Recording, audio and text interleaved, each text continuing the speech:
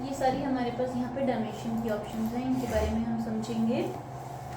उससे पहले डायमेंशन के कुछ फीचर समझ लेते हैं।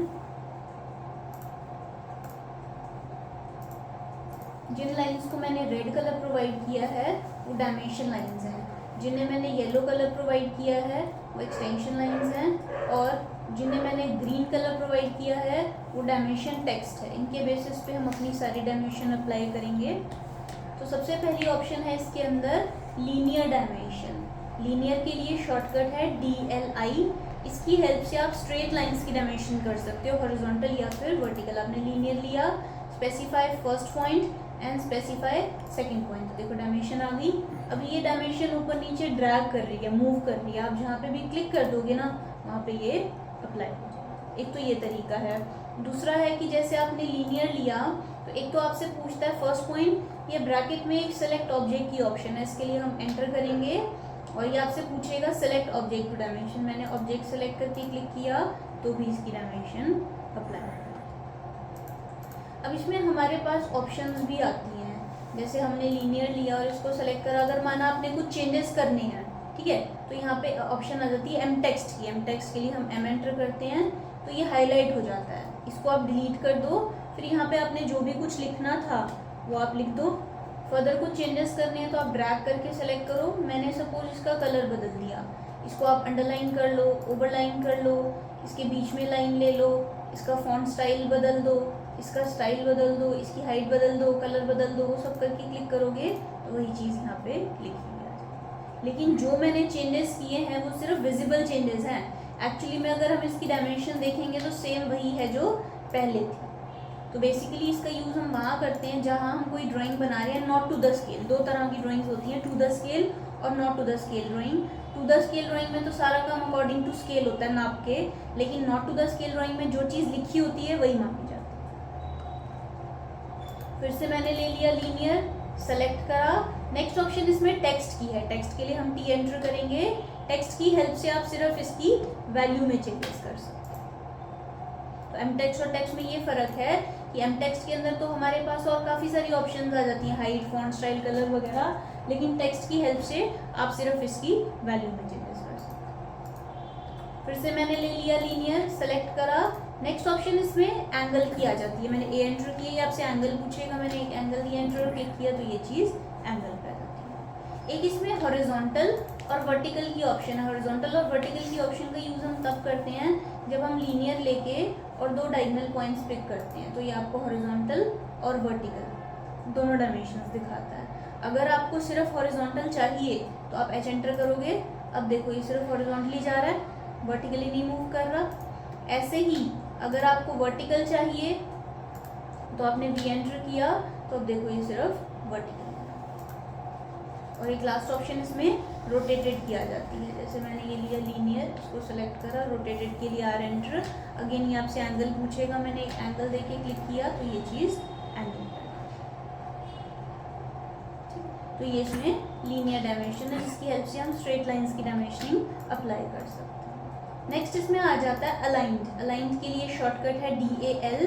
अलाइंड की हेल्प से हम उन लाइंस की डायमेंशनिंग कर सकते हैं जो अलाइंड होती है, एंगल्स पे होती है। तरीका सेम वही है, आप अलाइन लेके दो पॉइंट्स पिक करके क्लिक कर लो, या फिर अलाइन लेके जो ब्रैकेट में सेलेक्ट ऑब्जेक्ट आता है आप एंटर करो और ऑब्जेक्ट सेलेक्ट करके क्लिक कर लो तो भी इसकी डायमेंशन अप्लाई हो जाती है। ऑप्शन सेम वही आ रही है, एम टेक्स्ट, टेक्स्ट और एंगल।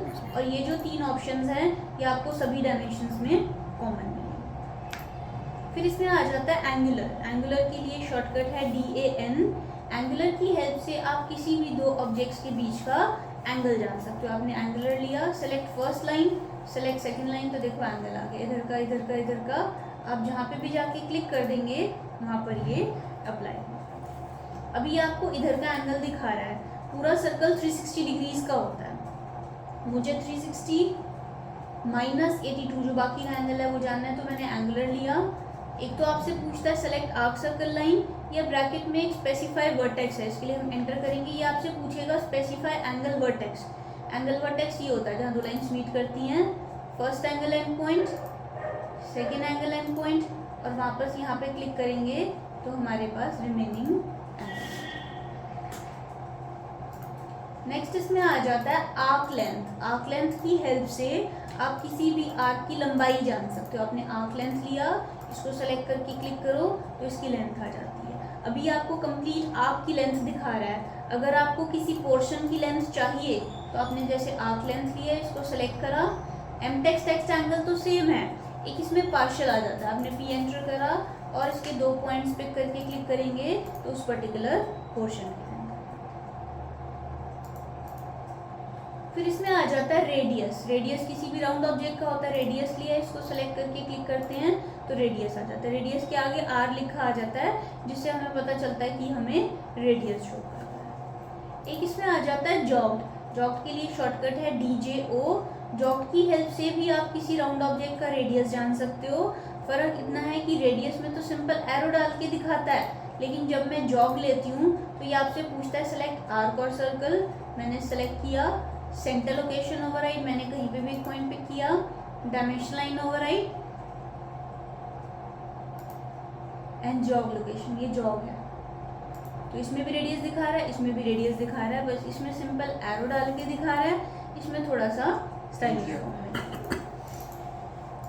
फिर इसमें आ जाता है हमारे पास डायमीटर। डायमीटर भी किसी राउंड ऑब्जेक्ट का होता है, तो डायमीटर लिए, इसको सेलेक्ट करके क्लिक करते हैं तो डायमीटर आ जाता है। डायमीटर के आगे 5 का सिंबल लगा आ जाता है, जिससे हमें ये डायमीटर दिखाता है।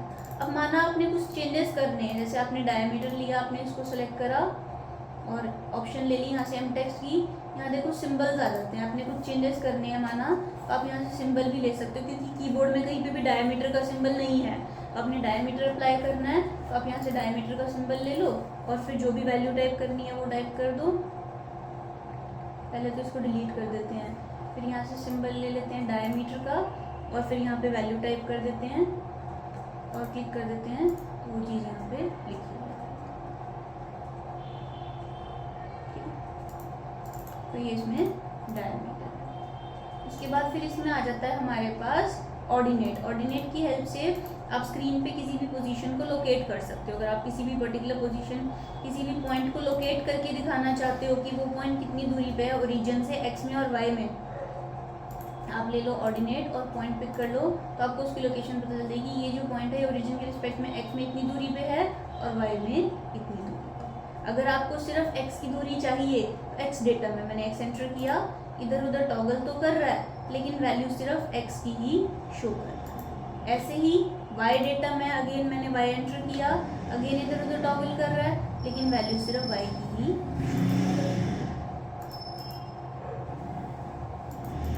एक इसमें हमारे पास बेस लाइन और कंटिन्यू आ जाता है। जैसे मैंने यहाँ कुछ ऐसे लाइंस बनाई हुई हैं,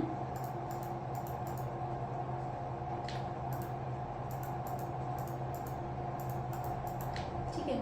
तो यहाँ पे हमारे पास 2 ऑप्शंस है, बेस लाइन और कंटिन्यू। इन दोनों डायमेंशंस को अप्लाई करने से पहले ऑलरेडी कोई ना कोई डायमेंशन अप्लाइड होनी चाहिए।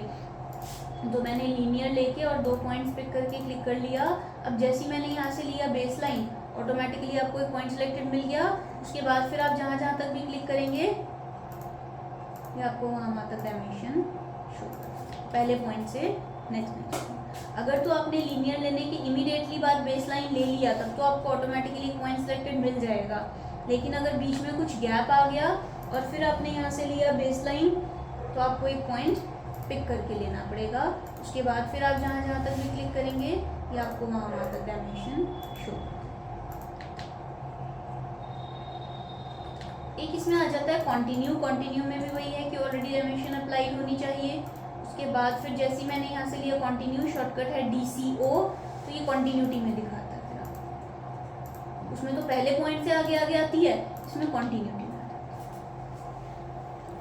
तो ये इसमें हमारे पास डायमेंशन के ऑप्शन है। इनको आप ट्राई करके देखो डायमेंशन के ऑप्शन को। डायमेंशन इंपॉर्टेंट है क्योंकि जब तक आप किसी ऑब्जेक्ट की डायमेंशन नहीं करते ना, वो इनकम्प्लीट माना जाता है।